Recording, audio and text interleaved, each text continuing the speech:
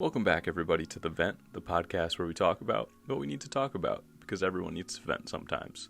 And today we're continuing off of the first episode, talking about my 30-day backpacking trip to Europe, and basically going in depth around every single angle experience that occurred. And where we left off is I'm sitting in the New York Westchester Airport, awaiting my flight connection to North Carolina. And a quick recap of episode 1 is basically just how we've gotten to this point, why I booked the trip, all that. If you want to go check it out, the audio version is on SoundCloud, or you can just click on YouTube as well. So we're sitting in the Westchester Airport, and it's just a quick connection flight to North Carolina, and then American's going to take me over to Paris, which I eventually land in. And we get on this little plane. It's a super small plane, maybe 50 to 100 people. And each row only has 2 seats in it. 2 seats per side, so 4 altogether. And I sit down to this man. He's wearing like a brown coat, kind of like a sports coat, kind of suit kind of deal. And I sit down and he asks me, he goes, "Hey, you traveling alone?" I was like, "Yeah, I'm actually heading off to Europe right now." He's just like, "That's some backpack." And I was like, "Yeah, I'm going to be living at it for the next 30 days. And you find it when you travel alone solo. You do get into conversation with the people in the airplanes, in the terminals, stuff like that. It's a vibe thing. Not everyone's going to be the same, but that day it was. I start talking to this man, and I find out that he's a famous ESPN SportsCenter newscaster. And it blew my mind, because I'm a huge sports guy. I love sports, played sports. I love talking about sports.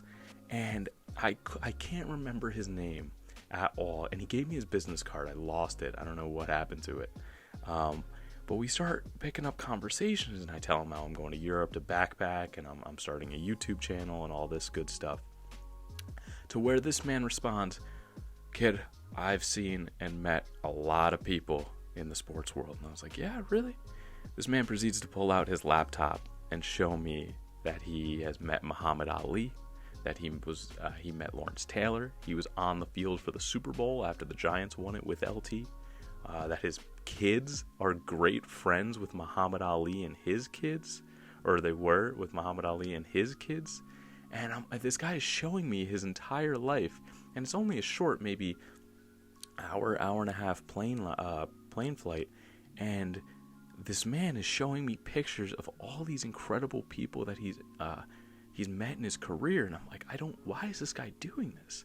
And I couldn't figure out that answer until the end. He shows me all these incredible places he's been to, just shows me on his laptop. We have time to kill, and that's the best part about traveling. The best part about traveling is being able to hear the experience of other people and what their life has been like. When it comes down to it, this is basically the only life that you actually get to live. Everyone else is also living their life at the same time that you're living yours, and it's impossible to fully see and experience what they experience. So just this man showing me all these incredible people that I've looked up to in the sports industry was so cool. And he says, "Kid, you got a lot of time in life. When you figure out what you want to do, just do it." And he gave me his business card, and the funniest part was I gave him my business card, and he chuckled. And I was like, "Hey man, if you ever want to stay along with the trip or anything, just follow along." And the best thing that he said to me was, he was like, "When you get back and you graduate out of school, give me a call, and we'll see if we can set something up for you." I really wish I had that business card still, because I would love to give that man a call. I have no idea what happened to it. That was on me. I should have took a picture of it. But yeah, we get off that flight and we hop on the connection to American Airlines. Me and him part ways. I said, "Thank you for everything that you showed me." And he said, "Yeah, good luck." So basically we get on this American Airlines plane. I think the waiting time in the connection was about 30 minutes, nothing crazy. And this was the largest airplane that I've ever been on in my life. I literally felt like I was on a flying cruise ship.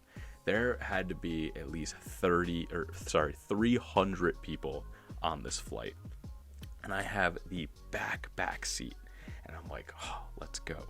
And I get to the back seat, and I have the entire row to myself. This is like a 10-hour flight.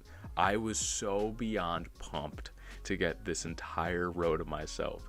again, this is my first time traveling alone. I've never been outside the country, and now we're flying to Paris. Whole back seat, perfect. So I'm on it. Such a smooth plane ride. Flight attendants were awesome. They were like, "Hey, you by yourself? Like, what do you need? Anything." So these flight attendants, this one flight attendant was the best. This dude, they serve dinner when it's an overnight flight, and I didn't know that. I'm a decently big person with a large appetite, and this guy, the flight attendant, gives me dinner, and it's a huge dinner. It's literally like a lunch tray worth of dinner. And he goes, "Hey, if you finish that, let me know. We have a bunch more." So I proceed to eat 3 full-size dinner dinners on this flight. So much food, had to be at least like 1,500 calories each one. And this guy gave me, he was just like, "You want wine? Like, wine's free with these type of flights." I was like, "Hell yeah, man, I want wine."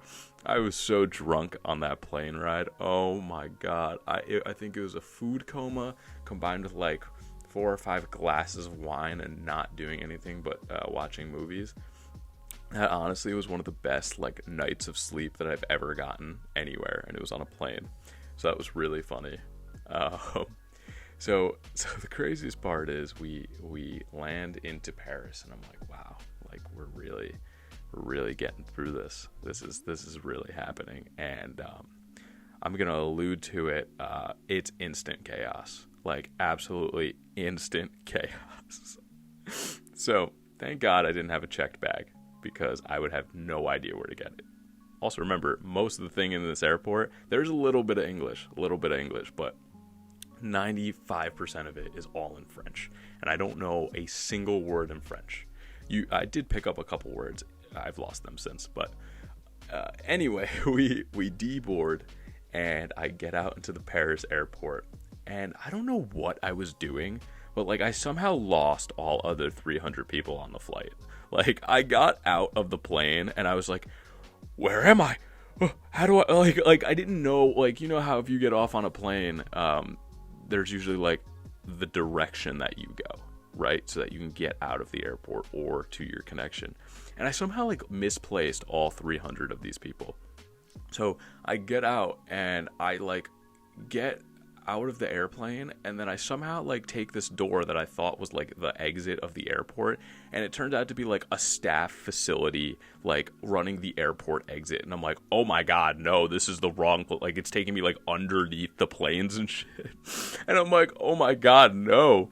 So then I tried to like get back in, and the door was locked from the other side, and I'm like, "What am I gonna do? I'm not supposed to be here. I can't even explain how I'm here." So I just like start following. I start following the arrows, and like it's taking me down these steps, and it's taking me in these hallways, and I find myself like on the outsides I'm not outside, but like I'm as close to outside as you can be. Like I can see outside from the glass, and I'm like, I'm not supposed to be here.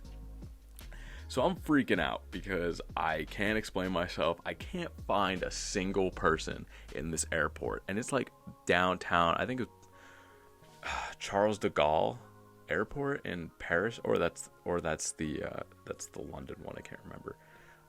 I somehow find some people. It was like a security person, and let me remind you, in Europe, these security people, they're not like TSA in America. They have like assault rifles, and they're like fully dressed army people in the airport. And I was like, "Hey man, like where's customs? How do I get out?" And he's just like, he just speaks to me back in French. And I'm like, "This is going nowhere." So I like I timidly walk past him, because I'm like, I hope he doesn't shoot me or yell at me in French, because I don't know what he's saying. And I somehow find my way to customs, right? I find like the right door out of all these 100 doors that say words I can't figure out. And I get to customs, and customs takes my passport. They ask me what I'm doing here. They're like, "Why are you here?" And I was like, "Oh, well, I'm backpacking for travel." Like I was very confused by that question. I didn't know at customs you got asked like, "Why are you coming to our country?" But I guess it's a good thing to ask. And I just responded. I was like, "I'm backpacking, whatever." And the lady stamped my passport, and I was on my way. And this is where chaos even gets crazier.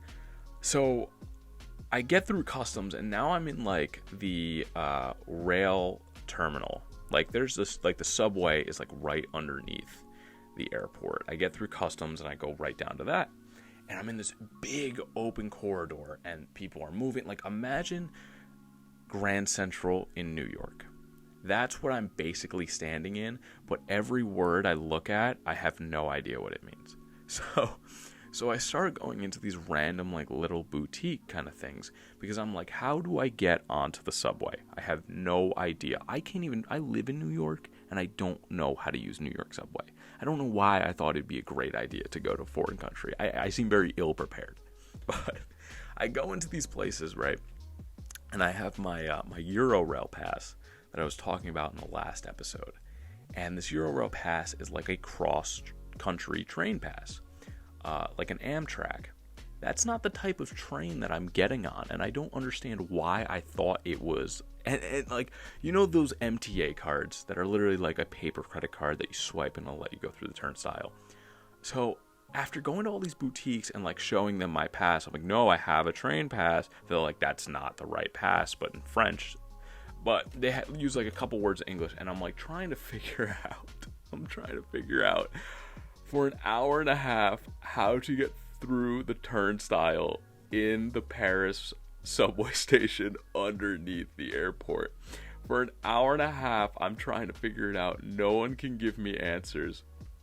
And I finally go up to the turnstile with my rail pass, my like Eurorail pass. Literally, it's a piece of paper. Like imagine you have a ticket to go to a sporting event, and I just go, swipe. And nothing happens. Obviously, nothing's going to happen. I'm swiping a piece of paper into a barcode system that needs a Metro card. And I have all these French people trying to going through the other turnstiles because clearly I'm not from France. And they're just like, screw this guy.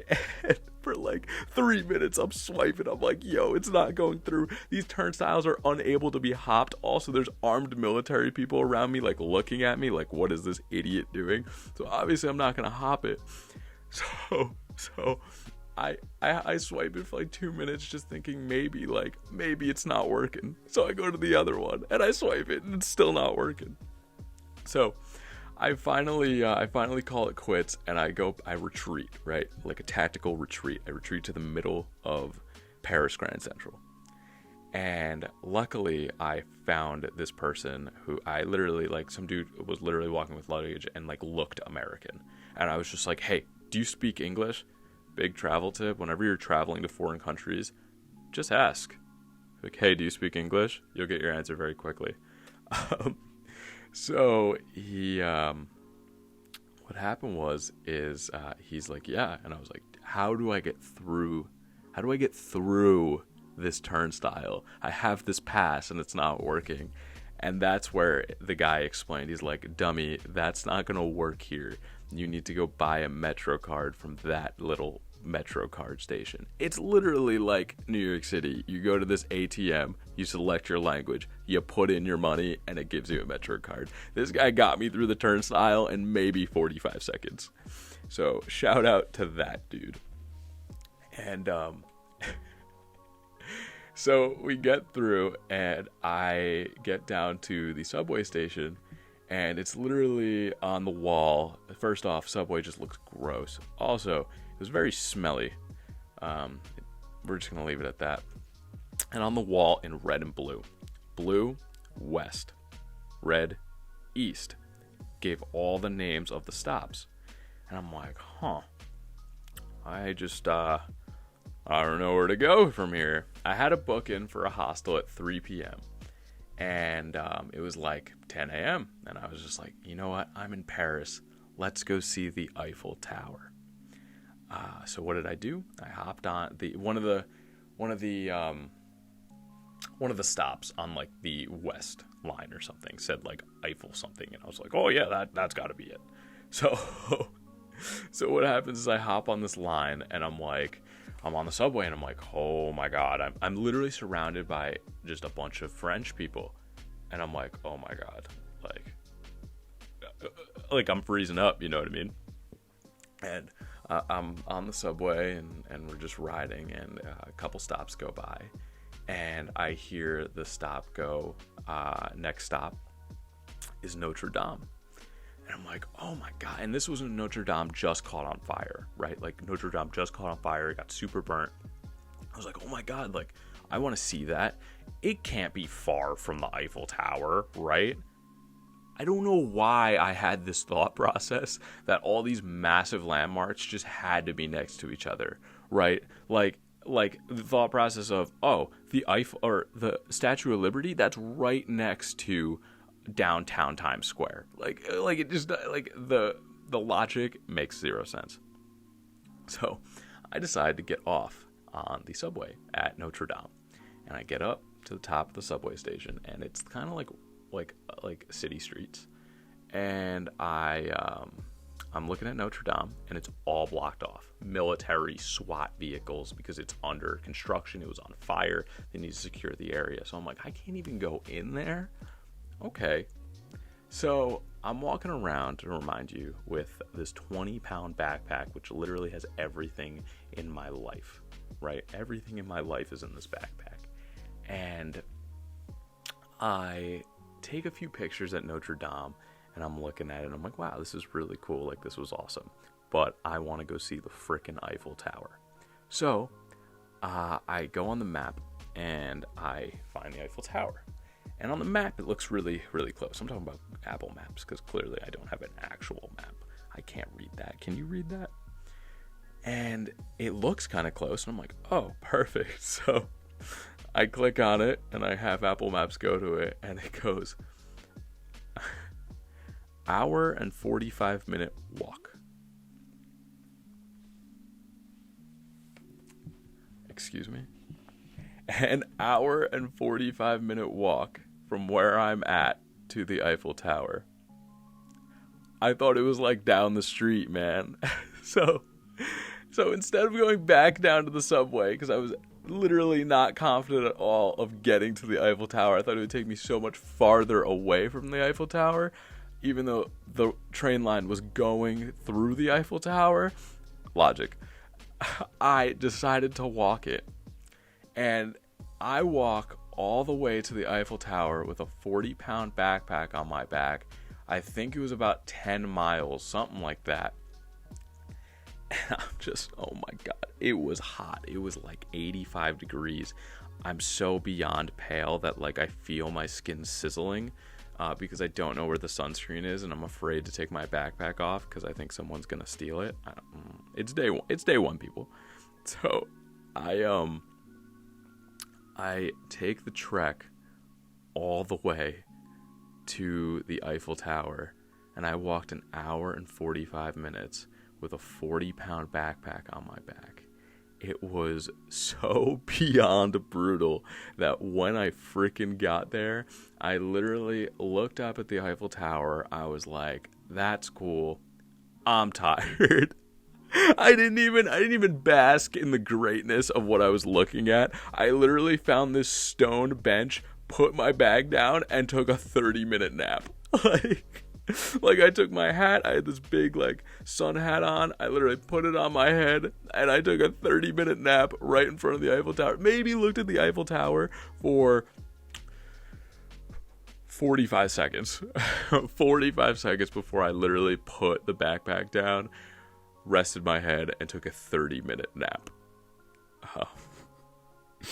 Just like reliving that moment is just so ridiculous.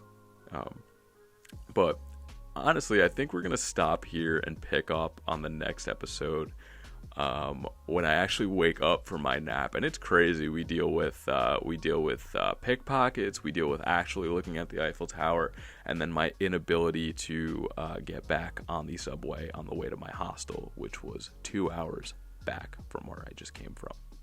So I'm really excited to talk about that. I was really excited to talk about this episode too. It was really fun kind of just reliving this journey in my head and then actually talking about it. If you've made it this far, I appreciate you listening to the podcast. The audio version is also available on SoundCloud.